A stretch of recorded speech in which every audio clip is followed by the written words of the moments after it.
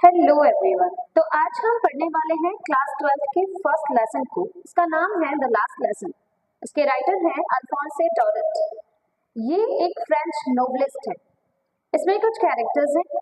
ये कहानी तब की है जब फ्रांस पर्सिया से हार गया था, और सबसे ज्यादा इम्पोर्टेंट बात तो ये है कि जब पर्सिया जीत जाता है तो फ्रांस के टू मेन डिस्ट्रिक्ट एल्सेंस और लॉरेन को अपने साथ शामिल कर लेता है। और इसमें मैन जो कैरेक्टर्स हैं, फ्रेंच ये स्कूल बॉय है, एम हैमल ये टीचर हैं, और हाउसर जो कि विलेजर्स हैं। फ्रेंच स्कूल जाने के लिए बहुत ज्यादा लेट हो चुका है और उसको बहुत ज्यादा डर लग रहा है कि एम हैमल उसको बहुत ज्यादा डांटेंगे। वैसे एम हैमल हमारे फ्रेंच टीचर है और आज वो बहुत सारे क्वेश्चंस पूछने वाले हैं जो कि पार्टिसिपल पर बेस्ड है। और फ्रेंच को तो पार्टिसिपल का पी भी नहीं आता है, और यही रीजन है कि स्कूल जाने के लिए वो इतना लेट कर रहा है और उसे डर भी लग रहा है। वैसे तो बंक भी कर सकता है, क्योंकि डांट खाने से तो अच्छा है कि वह इधर उधर घूमता रहे और शाम तक घूमकर घर वापस आ जाए। घर पर कुछ भी पता नहीं चलेगा। वैसे आज का दिन भी कितना अच्छा है ना, कितना वार्म है, कितना ब्राइट है। यहाँ पर चिड़िया चिर्पिंग साउंड निकाल रही है और ट्रीज पर बैठी हुई है। यहाँ से कुछ ही दूरी पर जहाँ पर लकड़ियाँ काटी जाती है ना, वहां पर बहुत आवाज आ रही है जोर जोर से मार्च पास्ट करने की, जहां पर पर्शियन सोल्जर्स मार्च पास्ट कर रही हैं। लेकिन उसे स्कूल तो जाना ही पड़ेगा, इसलिए वह स्कूल जाने के लिए सोचता है और फिर थोड़ी देर सोचने के बाद स्कूल निकल जाता है। जब वह स्कूल जा रहा होता है ना, तब वहीं टाउन हॉल पड़ता है रास्ते में। वहां पर एक बुलेटिन बोर्ड लगा था जहां पर ना बहुत भीड़ लगी होती है। वैसे तो ये जो फ्रैंको पर्शियन वॉर है ना, ये सेकेंड एंड हाफ ईयर चलती है, मतलब 2.5 साल से चल रही थी। लेकिन इतने सालों में बुलेटिन बोर्ड में हमेशा बेकार खबरें ही छपती थी। सपोज फ्रांस कौन कौन से हार गया है, एल्सिक और लॉरेंस कैसे फ्रांस से छीना जा चुका है, आज क्या नोटिस आया, अरे आज भी कुछ बुरा ही छपा होगा। वैसे तो मैं जाके देख भी सकता था, लेकिन मुझे लगा कि मैं स्कूल के लिए बहुत लेट हो रहा था। तभी वह देखता है कि ब्लैक स्मिथ खड़ा था और उसके साथ एक ट्रेनी था। ब्लैक स्मिथ उसकी तरफ देखता है और कहता है कि अरे फ्रेंच, तुमको इतनी जल्दी क्यों जाना है, आके देख लो क्या लिखा है। लेकिन ऐसा लग रहा था कि वो मुझे ना परेशान कर रहा है, क्योंकि फ्रेंच स्कूल के लिए लेट हो रहा था। इसलिए वह जल्दी जल्दी स्पीड बढ़ाता है और स्कूल के गार्डन तक पहुंच जाता है। देखो, वो यूजुअली जब स्कूल जाता था ना, तब वो बहुत ज्यादा ही मतलब आवाज होती थी स्कूल में। डेस्क की आवाज आती थी, टीचर के रूलर को टेबल पर पटकने की आवाज आती थी। लेकिन आज बहुत शांति है। उसे लगा आज संडे तो नहीं है। पहले दोनों कान बंद करने पड़ते थे, लेकिन आज तो बिल्कुल साइलेंट माहौल है। वह जल्दी अपनी क्लास में पहुंचता है और झांक कर देखता है कि सारे स्टूडेंट्स बैठे हैं और एम हैमल क्लास में स्टिक लिए हुए हैं। सरप्राइजिंगली एम हैमल बहुत पोलाइटली उसे अंदर बुलाते हैं। फिर फ्रेंच नोटिस करता है एम हैमल ने एक ग्रीन कोट, एक शर्ट और प्यारा सा सिल्क कैप भी पहना हुआ है। लगता है कोई स्पेशल ओकेजन है, जैसे प्राइज डिस्ट्रीब्यूशन, इंस्पेक्शन एक्सेट्रा। एक पल के लिए तो वह सोचता है कि आज क्या न्यू है। स्कूल का माहौल बिल्कुल न्यू है, स्ट्रेंज लग रहा है। और उसको लग रहा है कि स्ट्रेंज वाली बात तो ये है कि पीछे वाली बेंचेस हमेशा खाली रहती थी, पर आज वहां पर ओल्ड हाउसर्स, रिटायर्ड मेयर और 3 कॉर्नर्ड हैट पहने हुए बैठे हैं। एक पोस्ट मास्टर भी बैठे हुए हैं और कुछ सीनियर सिटीजन्स, विलेजर्स भी हैं। पीछे जो लोग बैठे हुए थे वो अपने साथ एक बुक लेकर आए थे और अपना चश्मा उतारते हैं और बुक पर रख लेते हैं। एम हैमल स्ट्रेंज टोन में कहते हैं कि आज तुम सबका फ्रेंच लैंग्वेज का लास्ट दिन है। आज के बाद तुम लोगों को फ्रेंच नहीं पढ़ाया जाएगा, क्योंकि बर्लिन से ऑर्डर आया था कि अब से एल्सिक और लॉरेन डिस्ट्रिक्ट में फ्रेंच नहीं पढ़ाया जाएगा और फ्रेंच को एज अ सब्जेक्ट नहीं रखा जाएगा। अब तुम सबको लैंग्वेज में जर्मन ही पढ़ना पड़ेगा।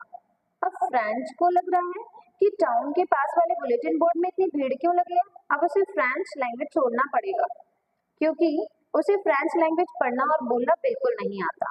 काश जो टाइम उसने इतना वेस्ट किया है बर्ड्स में, रिवर के पास खेलने में, वह भी नहीं किया होता। काश उसने फ्रेंच लैंग्वेज पर ध्यान दिया होता। उसे फ्रेंच बहुत ज्यादा टफ लगता था, बट अब बहुत इजी लग रहा है। बेस्ट फ्रेंड जैसे वैसे उसको लगता है कि आज एम हेमल उसको गुस्सा नहीं कर रहे हैं क्योंकि शायद उनका आखिरी दिन है स्कूल में और कोई लास्ट दिन गुस्सा नहीं करेगा शायद। उसको लगता है कि एम हेमल ने इतना अच्छा ड्रेस क्यों पहना है, आज क्या स्पेशल ओकेजन है। फ्रेंच को लगता है कि एम हेमल से वह कभी नहीं पढ़ पाएगा और समझ आता है कि लास्ट बेंच पर विलेजर्स हैं, वो इसलिए आए हैं कि वो गुड बाय कह सके। उन्होंने 40 साल तक स्कूल में काम किया है, उनके सम्मान के लिए विलेजर्स लास्ट डे उनसे मिलने आए थे। विलेजर्स उनको थैंक यू और गुड बाय कहते हैं, ये समझ आता ही है।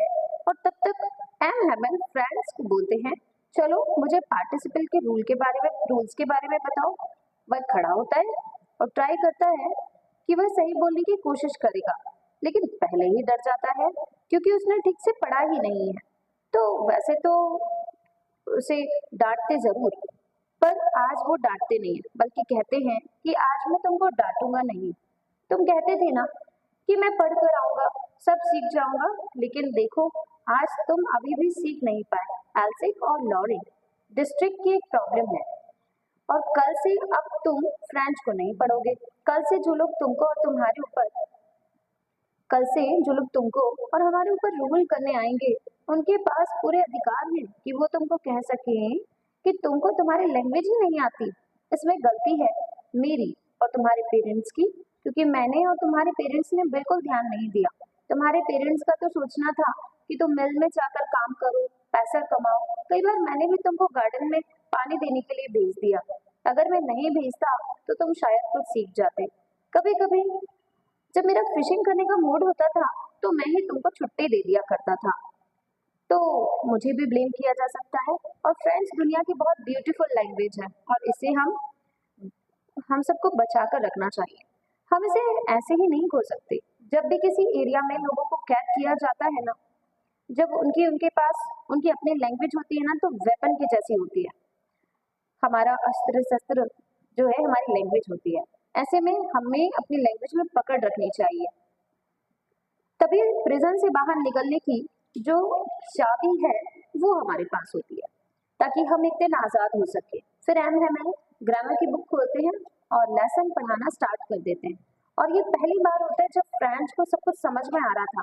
एम हेमल काफी इंटरेस्ट के साथ और डिटेल्स में सब कुछ समझाते हैं, क्योंकि आज उनका लास्ट लेसन है और वो ये लेसन कोई भी स्टूडेंट के समझ में ना आए ऐसा नहीं चाहते थे।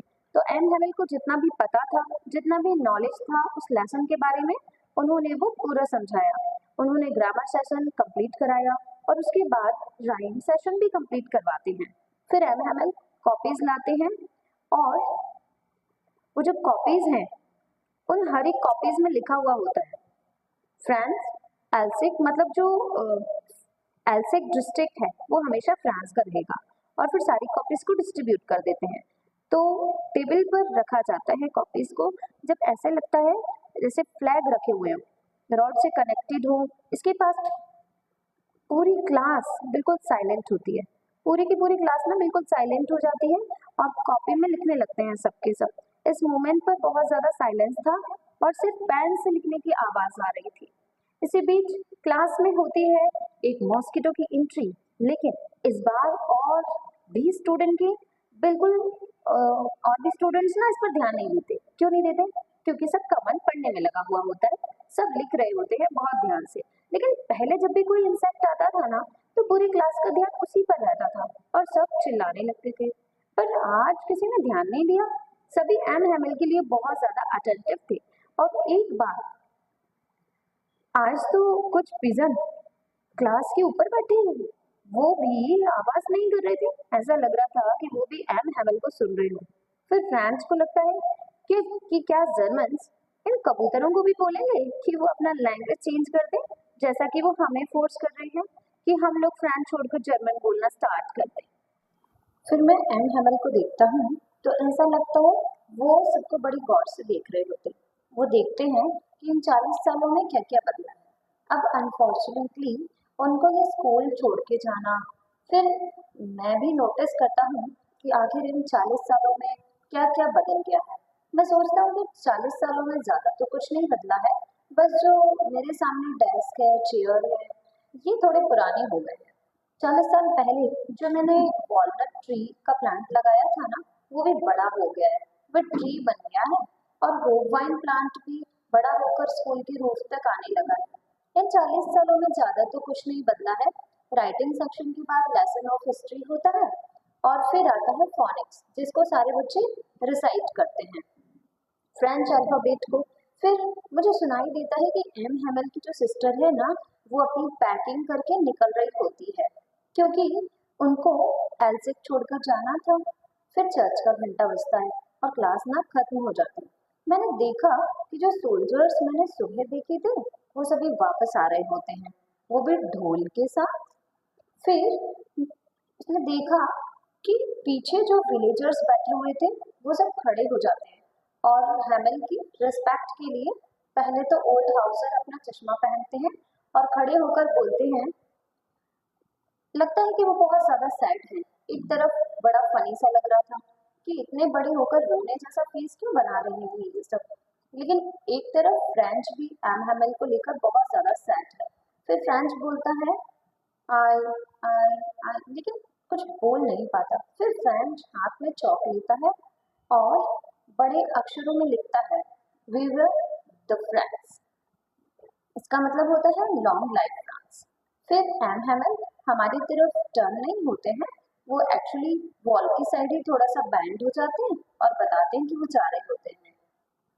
अगर आपको ये वीडियो पसंद आया हो तो इस वीडियो को लाइक करें, शेयर करें और मेरे चैनल को सब्सक्राइब करना ना भूलें।